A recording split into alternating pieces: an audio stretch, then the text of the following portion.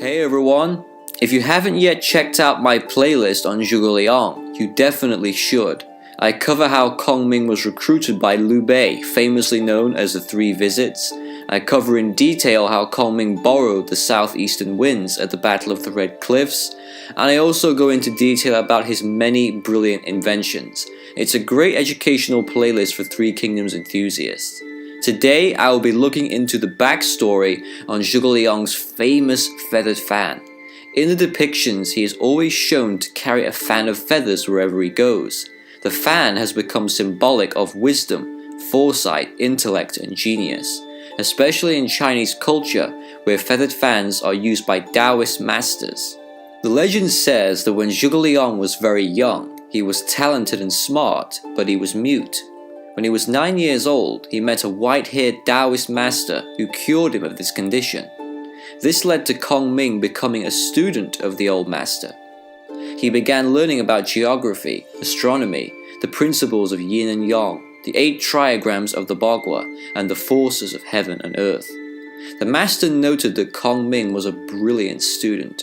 He had a photographic memory and enjoyed learning. When Kongming turned 17, his entire life began to change. During a very eventful day, Kongming was walking by an abandoned nunnery. All of a sudden, a strong gale of wind began to blow, and torrential rain began to fall. Kongming took shelter within the old nunnery and waited out the storm.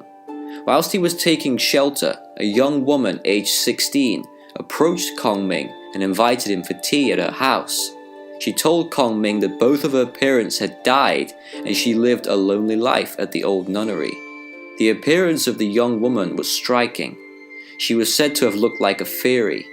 17-year-old Kongming could not help but fall under her spell. The storm had died down and Kongming got up to leave.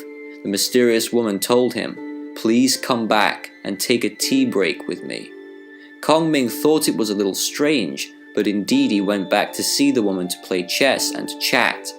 His master noticed that Kongming began to neglect his studies. He became distracted and forgetful.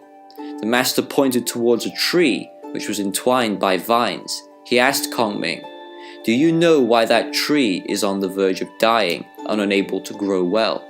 "It is being strangled by the vines," Zhuge Liang replied. Indeed, Kongming's infatuation with this woman was destroying his desire to study. The master told him, "Yes, for the tree growing on a mountain, where it is full of stones and there is little soil, it is indeed hard. But if it pushes its roots downward, it can grow its branches upward, becoming bigger and stronger. However, when the tree is strangled by the vines, it cannot grow up any longer. That's when we say trees fear being entangled by soft vines." Kongming decided to ask his master if he knew what was happening. The master replied, "He who lives near the water knows the disposition of fish, and he who lives near the hill knows the sound of birds. Watching you closely and observing your actions, how could I not know your mind?" The master also told the truth to Kongming. "That woman you desire is not a human being. Originally, she was a crane in the heavenly palace, but she stole the heavenly queen mother's peach and ate it. She was expelled to earth as a punishment, and she transformed herself into a beautiful woman. But she carries with her an ignorant, lazy, and lustful nature. You just pay attention to her beautiful face, but you don't know she's nothing but a fowl. If you keep being so muddle-headed, you will be nothing in your life. Someday, if you don't listen to her, she will punish you." Kongming felt uneasy, so he asked what he should do about the situation. The Taoist master said, "The crane regularly flies up to the Milky Way at midnight for bathing in its true form. During this time, go into her room and burn her clothes. These clothes are what she stole from the heavenly palace. If the clothes are incinerated, the crane won't be able to transform into a human being again."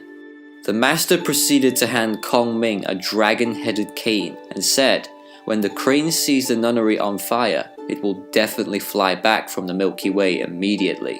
When she sees you burning her clothes, she definitely won't let you go. If that crane tries to hurt you, you can hit it with this cane. You must remember this." Kongming obeyed the master's instructions. He silently lit the clothes on fire, and just as predicted, the crane flew back to Earth. She saw Kong Ming burning the clothes and attempted to attack him by pecking out his eyes. Kong Ming took the cane and gave the bird a direct strike, knocking it to the ground. He quickly grabbed its tail, but the crane managed to fly away, leaving a handful of feathers in Kong Ming's hand. So in order to remember the whole situation, Kong Ming decided to create a fan, and he would carry it with him for the rest of his life, to never succumb to earthly pleasures, to never give in to temptation, ignorance, lust, and most importantly, to not always trust what appears to be beautiful on the outside. Appearances are not everything. And that is the legend of Zhuge Liang's famous feathered fan. Like most legends, this one tells a very valuable lesson. So thank you for watching, everybody. Take care, and I'll be back soon.